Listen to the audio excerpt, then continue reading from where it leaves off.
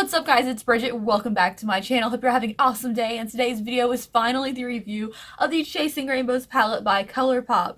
I have had this for like a week and I've been waiting to review it, but I know I had to get the Alien palette review out first. So today we're finally reviewing this Colourpop palette, and now let's get into the video. Okay, so as always, I'll make one of this channel's cruelty-free, and so is Colourpop. I always say that because some of you guys don't know this channel's cruelty-free, and I'm like, how do you not know that?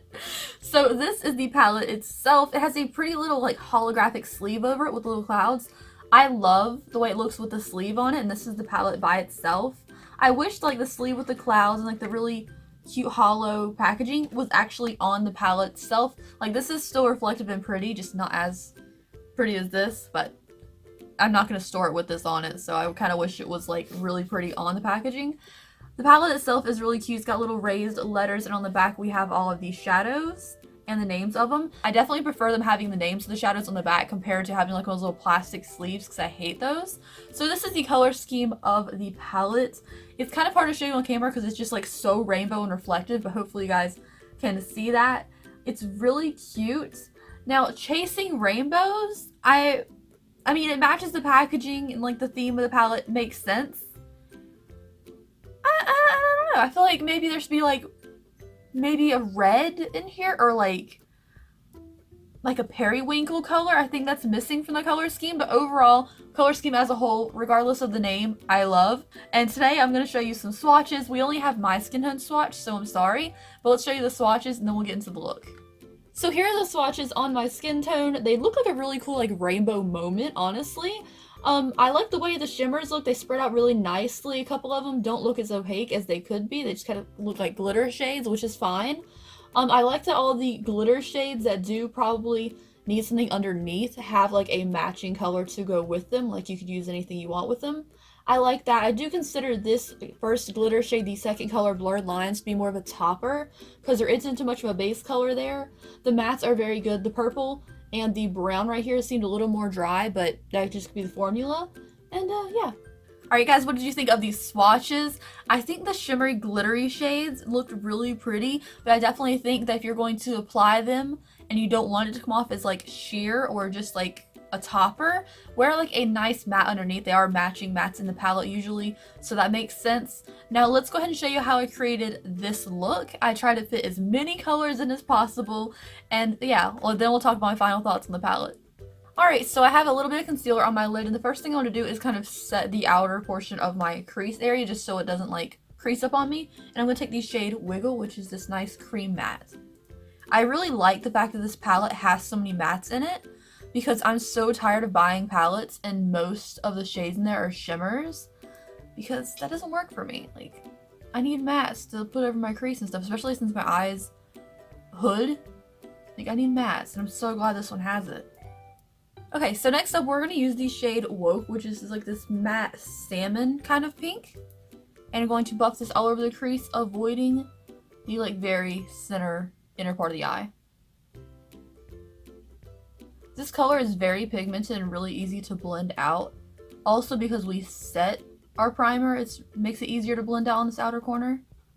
I had not had any fallout with either of these first two shades, which is very surprising because honestly, Colourpop do have like some kickback sometimes, but these two shades I didn't have any, so that's pretty cool. The next shade I want to go into is Wish List, and it's darken up the outer corner with it. It's more of an orange. I definitely want to keep more of the pink like focused over the crease, but I do want to add some like darker orange out here, so that's what I'm gonna do. So for the inner lid area, I want to take So Meta, which is this beautiful yellow gold, because I have to touch it. I mean, I've already touched it before filming this video, but I just want to put it on my eyes. I haven't put it on my eyes yet. I'm just gonna put this in the inner lid and a little bit into the crease too. It's a shimmer, but I like yellow. There's no yellow matte. The next shade I want to dip into doesn't really match the look, but I really like how it performed on my finger. So this is Not Playing. It's like a glitter purple shade. It's so soft, that's why I want to touch it again. I'm going to put this on the outer lid. I definitely suggest maybe using a wet brush or at least touching it twice with your fingers for this shade, because it is a glitter. There's not too much of a base color, like there is some pigment to it, like a purple pigment to it. but it is a little bit transparent unless you kind of tap over a second time. I'm also going to touch the tiniest bit of Keep Cool, which is a matte purple, on the very, very tip of the outside of the lid. I really don't fit a ton of colors in this look, and I feel like adding more purple to the purple we put on the lid would help a little bit. For the lower lash line, we're going to take the blue of Bring It, which is the matte blue, and I might go over a little bit with On One, which is like pretty much the same blue but a shimmer. I'm going to kind of combine those two and run into the lower lash line. Doesn't match the look, but we're going for like a lot of colors today, clearly. This one is so pigmented. I just went dink dink into the pan and there's a lot of pigment. To brighten up the inner corners of my eyes, because I look very, very tired and not great today, I'm going to take the color Blurred Lines, which is a icy white kind of glitter shade.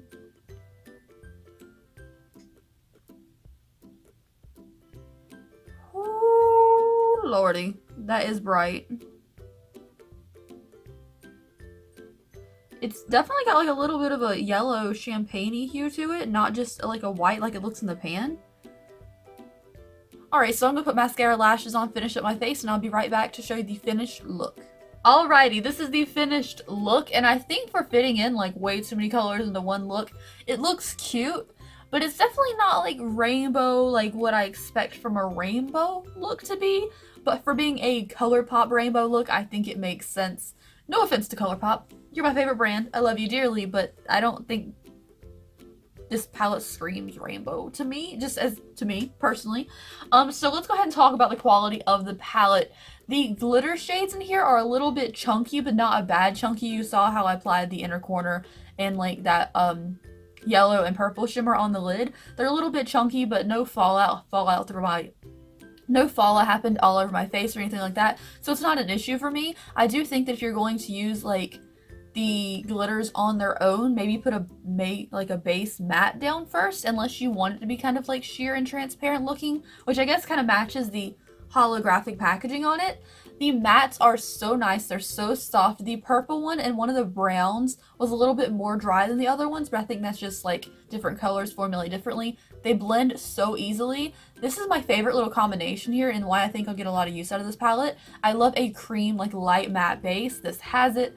And then I like a salmon-y kind of peach shade as a really simple transition shade for any look I do. So I think these two colors are winners for me.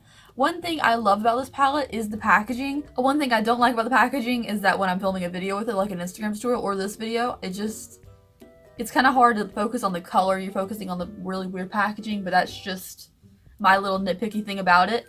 I really like the colors. There are neutral colors in here too. Like you can get the light matte, you can get the peach, you can get the orange, and then there's two browns right here and a black and like this kind of regular goldy silver shade here. And then this isn't that bright too, so you can get neutral looks out of this palette as well for it being a Chasing Rainbows palette. I think that's pretty safe on Colourpop's part that there are still neutral colors in here. Anyways, I think this is a really good palette. It's definitely a standalone palette. I don't think you need to dip anything else if you have this palette. I like it. I hope you guys liked it too. If you bought it, let me know in the comment section down below. I'd really like to hear from you. And if you want to see more looks of this palette, I will be uploading some within the next week or two on my Instagram. So if you want to follow me at Porcelain Cosmetics, I post a lot of little makeup tutorials up there because they don't do well on YouTube anymore.